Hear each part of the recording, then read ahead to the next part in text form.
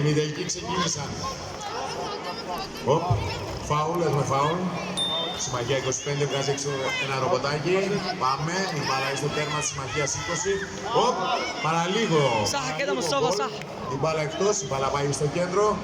Συμμαχία 4-2, Συμμαχία 7, η μπάλα είναι στο κέντρο. Τα ρομποτάκια έχουν λίγο ζαλιστεί. Έχουν παίξει αυτοί, έχουν κράμπες, τα ρομποτάκια έχουν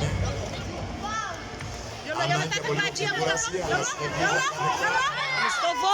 Τι έχουμε? Παραλίγο, μπάλα στο κέντρο, Συμμαχία 25, κατεβαίνει, πάει προς το τέρμα. Λίγο same team.